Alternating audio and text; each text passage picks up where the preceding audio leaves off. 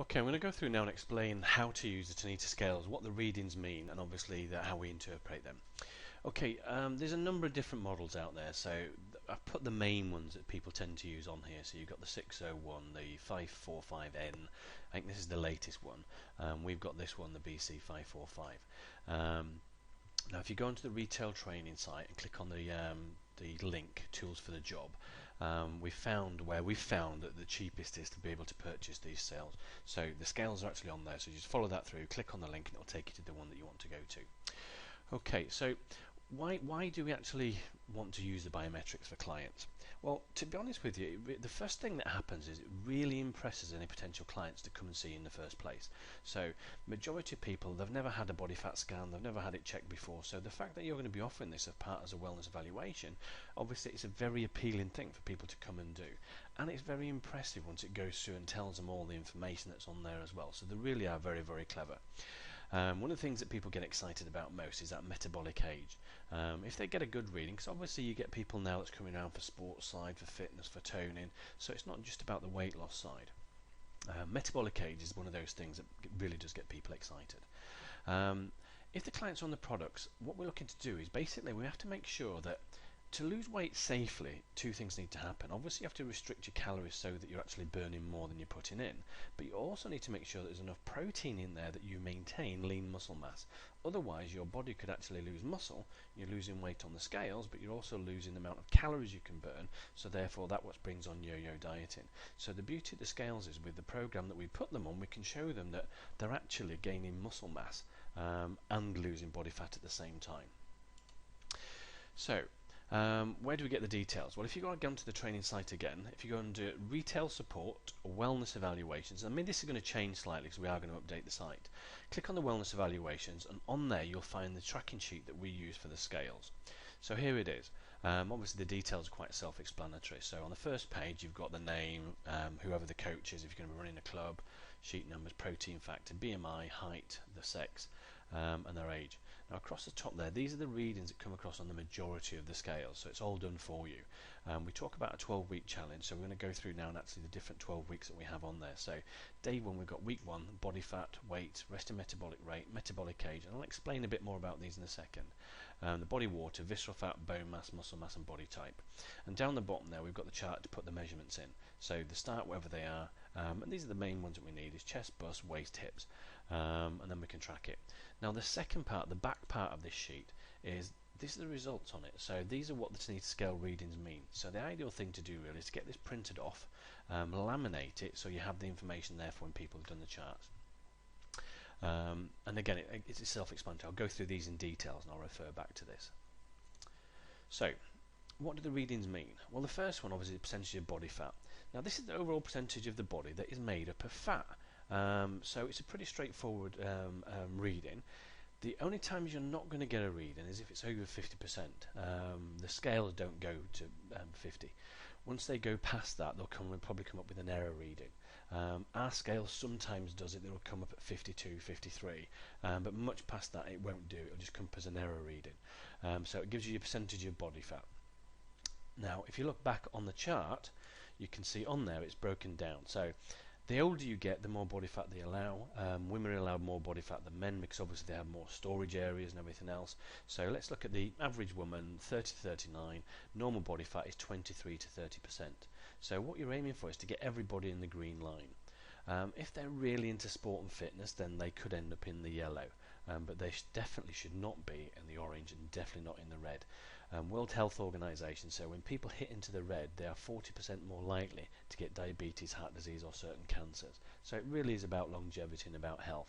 So we want to get everybody back, their body fat down into a nice healthy area. So this is one of the main things we focus on, is the percentage of body fat at the start. Okay, let's look at the next one. Now the weight's obviously pretty simple, it's whatever they weigh. Our scales you can set to pounds, it can be stones and pounds, or it can be kilos. Whatever you want to do, you can set it at that. Now the next one is a resting metabolic rate. Now this will give you a figure, and that figure is basically the amount of calories that that person will burn at rest. And it's all dependent on how much muscle they have. Fat burns no calories. So if you're carrying, take two twins, and one of them has 20 pounds more of fat, but they look identical. So that means the other one has more muscle mass. So therefore, they'll be able to burn more calories than the person with the body fat. So the resting metabolic rate is the amount of calories they'll burn at rest without exercise on an average day. And you'll get some clients on here that they might be just 12, 1300 resting metabolic rate. So calorie wise, we don't want to drop below 1200 ever, because that's starvation mode. So it's really hard to try and get a program in for them without Herbalife that they'll be able to hit their target and get the nutrients the body need. Now the metabolic age, this is a great one. It's compared metabolically to the average person. So what they'll do is compare the readings that you have, and it will give you an average age. And for some people it's quite shocking that we've done people that think they're quite fit and they might be 10 or 15 years older than what they thought they were, because it depends how their diet is, and it really is 80% nutrition, 20% exercise. And again, the scales are great at showing this. The next one's hydration. Now hydration is a great one to have, but let me go to the chart. Now it's basically down here on the side. It's saying females is 45 to 60 and males is 50 to 65%. Now if it's for weight loss and you get somebody on the scales, and you might find that they only come up at 38% as a female, and they think, oh my god, I'm so dehydrated, and they go and drink loads of water, they come back and it hasn't gone up much. Now the reason why it hasn't gone up is actually your fat does not contain a great deal of water. So when the body's doing its scans, it knows what's muscle, because muscle has more fluid in it and more water in it on the biometrics. So if somebody has a lot of weight to carry, excess fat, they're never going to be able to get their ideal hydration levels. So don't worry too much on the hydration. Whatever it is, just try and notice that it's starting to go up a little bit as you get them to drink more water, and they need to be losing body fat for that to go up as well as a percentage. So it's more of an indicator. Don't focus on the hydration levels. It's not about trying to get perfect hydration. If somebody's on a sports mode or athletic and they've got their body fat to normal levels, then they should be able to hit their target hydration levels. But for everybody else, if they've got too much body fat, they're never going to hit their target hydration levels. So don't worry too much about it. Use it as an indicator. Okay, the next one. Visceral fat. Now this is probably one of the most important readings on here, because you've got two kinds of fat. You've got subcutaneous fat. That's the fat between your skin and your muscles. You can see that defines your shape. So if somebody's really overweight and you can see it wobbling around, you can see that fat. But the difference with visceral fat is, we used to do a lot of the commandos, and they had quite high visceral fat because they were carb loading for the energy and not getting enough protein in. So they were storing it internally where you can't see it, and it's around the organs. So this is why some people that are really overweight, they're out of breath. It's not just carrying the weight, it's because that physically takes up space for their lungs. So now the lungs have got reduced capacity and the heart's having to work twice as hard to pump the blood round. So visceral fat's very, very important. Now when we go back to the chart, it shows you on the figures, it got ratings of 1 to 12. So basically an ideal thing is between 1 to 6 is perfect. Anything above that, from 6 to 12, is good. But if you go above 12, then the visceral fat's too high and it's something that needs to be reduced. So that takes time, because first of all your body's going to use the amounts of fat that it's got. It's easier to access, it's closer to the muscle. So your visceral fat's actually quite hard to take down. So don't expect clients to, or lead clients to believe that that will drop quickly. But it is the target area we definitely want to reduce, because that one is the killer. Bone mass. Now it's an indicator on the bone mass. So what you've got, it's got different weights, different women. So for women, it's got 110 pounds, 4.3. If they get, and obviously the higher up they go weight-wise, the more bone mass they need to hold that. Same for the guys. And again, these are averages. What I would say is we've had a couple of ladies come in that we did on one of the challenges, and she was 2.6, I think, on her bone mass. So we recommended that she go to the doctor and have a bone scan done, and she had osteoporosis. So again, we put on the products, gave her extra cal as well, just to help boost all that side up, and it did improve over a 12-week period. But don't worry people on it. It's just a case of, if it's low and it's quite a bit lower than what the target is, then it's worth recommending that they go and get a bone scan done. It's not hard, but then it's a recommendation. So it's not set in stone. We've had people that have shown low on this, they've gone for a test and the tests have been okay. So it's more of an indicator. Don't dwell on it. Muscle mass. Now again, the problem with muscle mass is it gives your weight as pounds. So if you're 250 pounds and it gives you 130 pounds or 125 pounds of muscle, that means your body's 50% muscle. Now, there is no hard fast rule for this. Obviously, the higher percentage of muscle you have, the better it is. To a certain extent, because you can burn more calories, and obviously it holds your skeletal structure, it's more stability. But as a rough rule of thumb, a good figure is around 60 to 70% of your weight should be muscle. Body shape, again, this is just, if it show you on the scales, it shows you here, and it's hard to see, but basically you've got a lighter outline on the outside. It just shows where the fat is deposited on the body.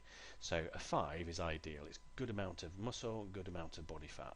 And as you go away from there, then 9 is too much muscle, not enough fat, and then 1 is not enough muscle and far too much fat. So again, that's more of a kind of indicator thing that it does. Again, I wouldn't dwell on that. It's not important really. The main ones is basically going to be the percentage of body fat, visceral fat, and obviously then looking at the amount of muscle that they've got. So that goes through and explains what you're going to get from the readings. Some of the ones you've got a sports mode, some of them you can break it down to do left leg, right leg, but again I'm not going to do in too much detail to that. That gives you an idea of what the scales are going to do. Now here's an example of one of the guys that we had in one of our weight loss challenges. So I'm going to show you what happens. So it started off with 32% body fat, 287 pounds, resting metabolic rates 2,279 calories, metabolic age 64, water 44, visceral 16, bone mass 8.1 and 136 muscle. By the first week, after 1 week, it dropped 1% body fat, only 2 pounds in weight, resting metabolic rate went up, metabolic age came down, but he gained 2.5 pounds of muscle.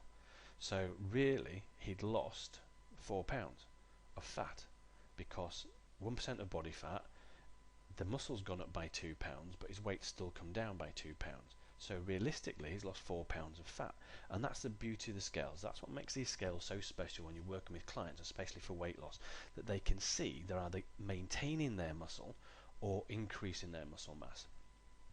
Now the next one I want to show you, it's obviously gradually going down, but where is it? Here.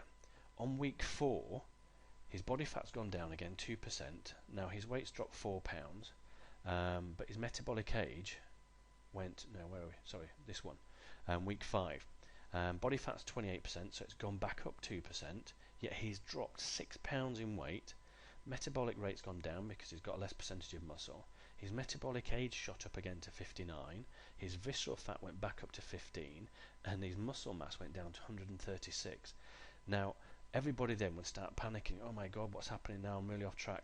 Now I know that because he worked with the police, he'd had a week out on the streets and it was unusually warm. He couldn't get the water because he was on the beach, so they've got to go to the toilet, and he was completely dehydrated. And he'd just done a 12-hour shift before he turned up for his weigh-in, and he said, I've not had my water this week, I've been really bad. So look at his hydration. His hydration's dropped from 48 the week before down to 44. So that's what throws the reading out. So that's where hydration comes in handy. If you can see it, that suddenly hydration's dropped and the figures go up and they don't understand it, that's why. He had a really bad week, he knew it, and he pointed it out. So I just wanted to point that out so that sometimes you will get this happening, where the water hydration drops and then the other readings will go up slightly, because it's all to do with the amount of water that's in the body and how it calculates everything for the biometrics. But again, just in 6 weeks there, he dropped his body fat 6%, dropped 32 pounds, metabolic age dropped 12 years, and his visceral fat dropped 3. So great results, and he went on actually to drop 62 pounds, this guy, and incredible jobs. So that's to give you an example of sometimes you get the readings that will drop. So if you keep focusing too much on the water and everything else, people get a bit worried about if the figures fluctuate. So don't worry about it. The main things is percentage of body fat and their weight, and making sure that their muscle mass stays about the same, or it goes up a little bit to make sure that they're losing body fat rather than the muscle mass. The other thing to do now is always make sure that you clean your machine. Obviously, especially if you're running a club, you get 12, 15, 20 people coming through the scales at one time, all slipping their shoes and socks off. you have to clean the machines out every time. So we always had the Dettol spray, or there was a mousse one that they did as well, with a bit of cloth, wipe everything down so it's all hygienic, and then for the next one. And as your clients see you doing that, that makes them feel good that they know that it's being cleaned since the last person stood on there as well. Same if you're using the Omron, the handheld cleaner as well. Make sure you've got some hand cleaner there and people can see you cleaning it each time that you use it. Okay, top tips and advice. One of the main things you have to realize here is there's two questions that you must ask everybody before they use a bioimpedance machine. Because it sends a little electric current around the body, you've got to ask them if they're pregnant or if they have a pacemaker fitted. Now, there might not be any problem with it, but it's not worth the risk, and it does say on their literature that you should never use it if you have a pacemaker, because you're sending a little current round. It's only tiny because it's only 6 volts or whatever, but it could interfere with it. So never let anybody with a pacemaker use the machine. And for pregnant women, it's not so much the current that's going around, it's just the fact that if they're pregnant, they're going to have a lot more water, obviously around the embryonic fluid, which would completely change the readings, so you can't get an accurate reading for them, and you could come up with a reading saying, oh my god, you're really, really overweight. They panic, and that's why you can't give an accurate reading. So again, always ask that before you do any test with your bioimpedance. Couple of little tips here. Don't do a full reading every week, because you can get them fluctuations where people have a good week and a bad week. We say on average to do it where you measure every week, because the measurements are the best thing that shows you that the body fat is reducing, because it's changing your shape. Most people that come to you for weight loss are not coming to you because they say they're 12 stone. They're coming to you because of their shape. They don't like the way that they look. So by readjusting their measurements, that's what they're really coming for. So the ideal thing to do is jump on the scales, weigh them once a week, measure them once a week, and then every 3 or 4 weeks do the complete body analysis, where you can show them that there is a change happening, because the body doesn't change overnight. I mentioned before, don't labour on the readings. Mainly things is the weight, body fat, visceral and metabolic age. They're the important ones. Don't do one of these readings without a wellness evaluation.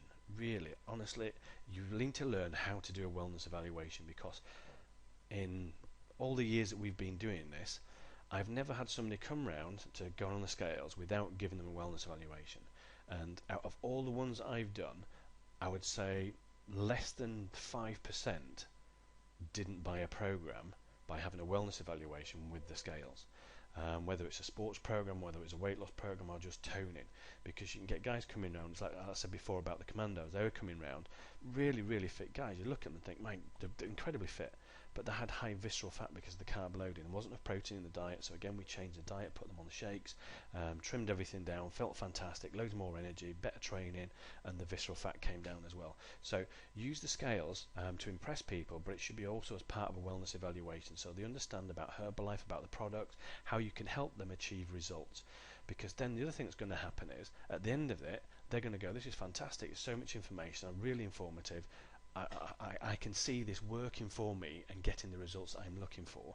And then you always ask them, do you know anybody else that'd be interested in evaluation? So then you get referrals from that as well. So honestly, please do not use the scales to do a reading unless you're actually going to go through the time and do a wellness evaluation.